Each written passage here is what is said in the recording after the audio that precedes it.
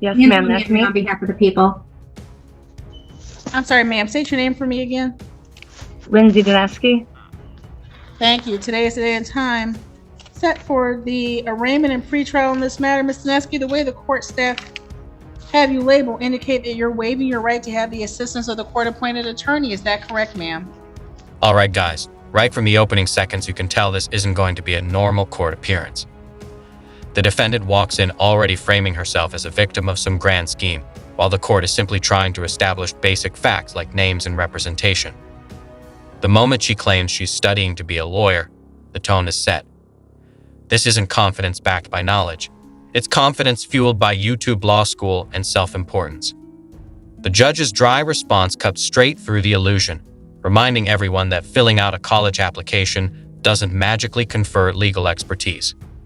From the jump, this hearing becomes less about procedure and more about managing a personality determined to dominate the room. I think all charges should be dismissed because this is retaliatory action for asking for a child to be protected. Ms. Manarino, how are we proceeding this morning? Your Honor, based on my discussion with Ms. Dineski this morning, she is requesting to have the matter set for a jury trial. I'm actually requesting for dismissal, and she insisted that I either take a plea or go to trial, but I think that it should be dismissed because it's retaliatory and it's in violation of several of my rights, Michigan and federal rights under the Constitution. Instead of addressing the arraignment like a normal defendant, she immediately jumps to accusations of retaliation and constitutional violations. This is a classic tactic. Skip the facts, skip the process, and jump straight to outrage. The judge calmly redirects her, emphasizing the difference between an arraignment and a trial, which she clearly doesn't understand despite claiming legal training.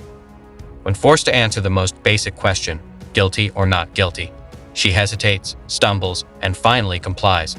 That moment alone exposes the gap between her self-image and reality, and it's only the beginning of a very long monologue. The recommendation from Van Buren Township, ma'am, is that they do not oppose personal bond, and that was going to be the court's intent. Set your bond at $5,000 personal. You do not need to post any money, but what you must do is continue to appear as directed by the court until this case is resolved in its entirety. The arraignment having been completed, the next step is pretrial. You've both already indicated that you've had some conversation regarding pretrial. Ms. Dineski, I understand that you have a defense that you want to present. Today is not the day and time to present that defense. If you want the matter scheduled for a jury, the court is happy to schedule the matter for a jury trial. In an interim, there's also a request that you have no contact with Charles Nerswick, Nerswick. Do you have any reason to be in contact and communication with that person? Yeah, we have children together, and he kidnapped one of our children, which is what I was actually calling the police about. And he has our child in danger, and they refuse to listen. And now she's gone. She's missing.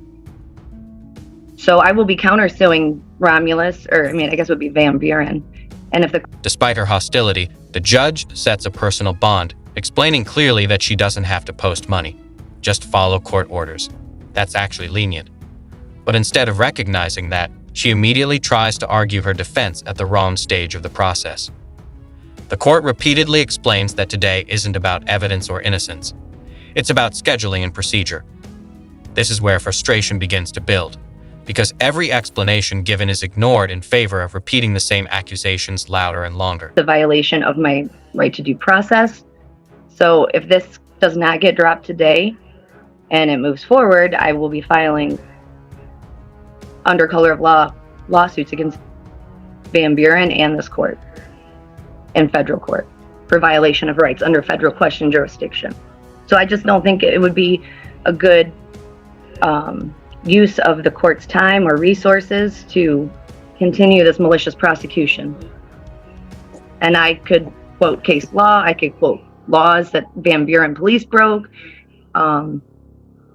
They completely ignored my evidence. There was obstruction of justice. They said there was sexual discrimination against me because I was a woman. I have all the calls. The defendant introduces claims of kidnapping, missing children, police refusal, and danger, all in one breath. These are serious allegations, but they're delivered in such a scattered way that they raise more questions than answers. She escalates immediately to threatening lawsuits against the township and the court itself, as if litigation is a magic word that freezes proceedings. The contrast is striking. The court is addressing bond conditions, while she's declaring war on the entire legal system in real time. Van Buren Township, not myself. Ms. Dineski, I said it before, and I'm not sure if you heard me or understood that today is the arraignment. Today is the first. Yes, but if I could ask for it to be dropped at the arraignment. I'm allowed to ask for the charges to be dropped because they're erroneous.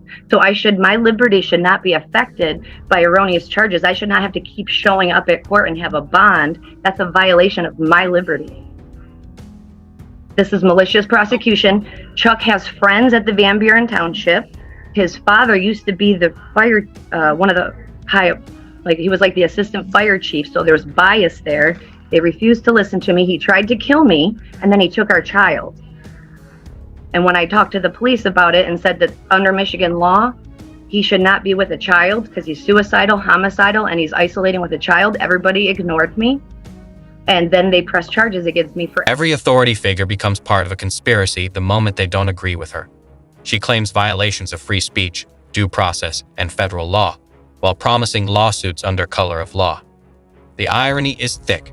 Someone who says court resources are being wasted is the one consuming most of the hearing with uninterrupted accusations. The judge's restraint here is notable, because many courts would have cut this off much earlier. Instead, the record is allowed to show exactly how unreasonable these claims sound when spoken out loud. And we're streaming live on YouTube. I only say that so that you may be mindful of the things that you say. Ms. Manarino, you were starting to say something. Yes, Your Honor, as it relates to bond, I understand that Mr. Nuski has an issue with the no contact. When I spoke with the complaining witness in this matter, he did indicate that he did not have an issue with Mr. Nuski having contact with him as it relates to the two biological children they have in common. As it relates to any other matter, he would not like to have contact from her during the pendency of this matter. So, Ms. Dineski, I will ask you the question a different way. Do you have any reason to be in contact with Mr. Nurswick other than to make arrangements regarding the children?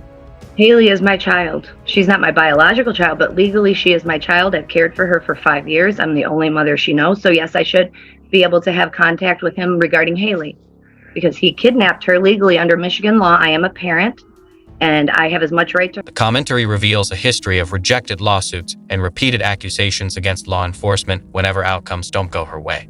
That context matters. It reframes her current claims not as isolated incidents, but as part of a long-standing pattern of blaming everyone else. The judge reiterates, again, that today is simply an arraignment.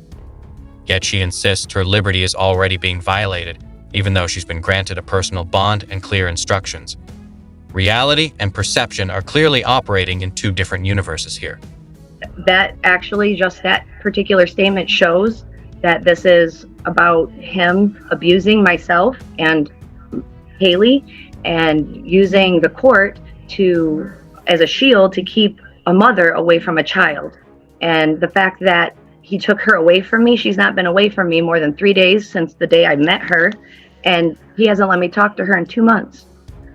And that's extremely mentally damaging to her because she already has issues, because when I met her, a bio mother had abused her and neglected her, and I had to work with her for 5 years to even get her to be able to be at the same level as somebody her age because she was so behind due to the abuse and She introduces alleged bias, past employment connections, attempted murder claims, mental health accusations, and custody disputes, all without evidence and all at once.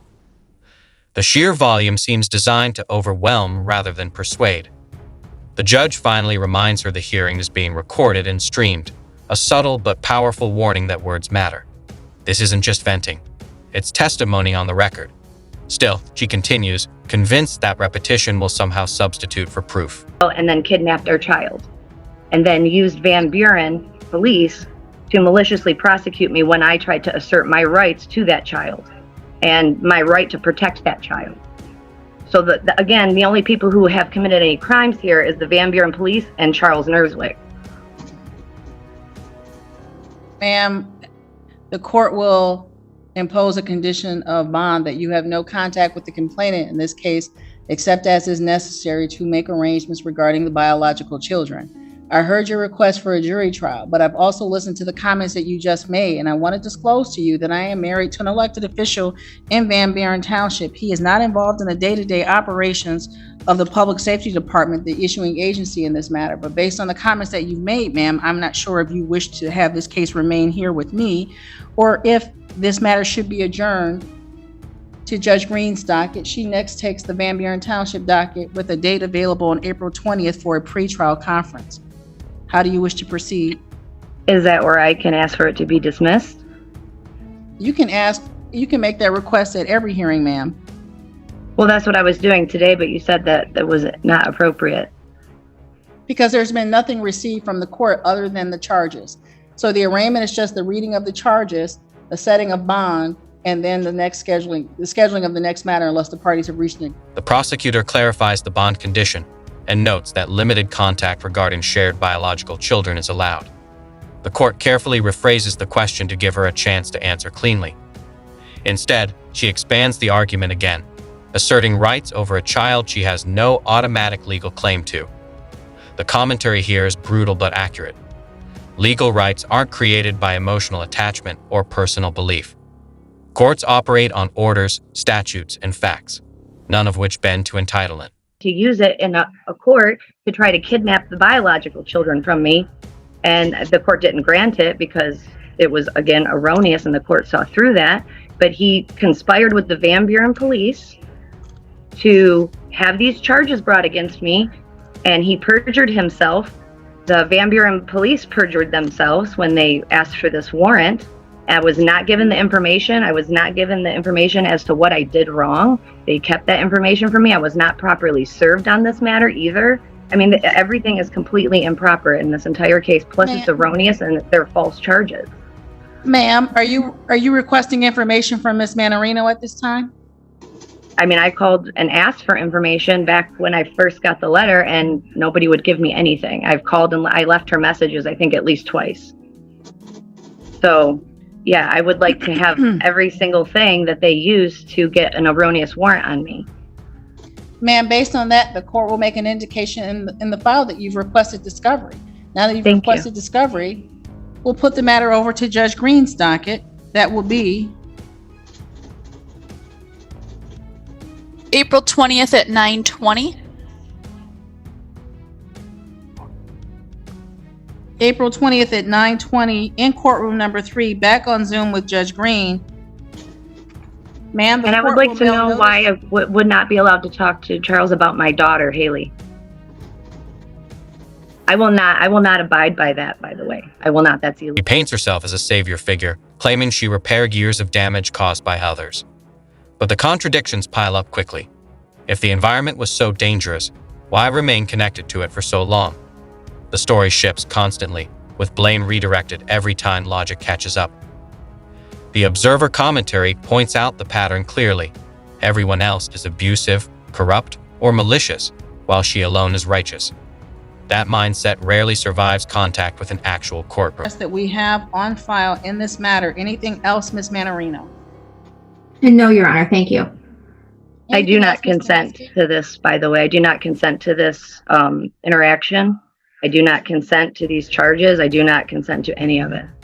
It is erroneous, and I will be taking legal action against this court. The court imposes a no-contact condition with limited exceptions and discloses a potential conflict to ensure transparency. That disclosure is actually protective of her rights, yet it's treated with suspicion. The judge offers options, not punishments, but every option is met with resistance.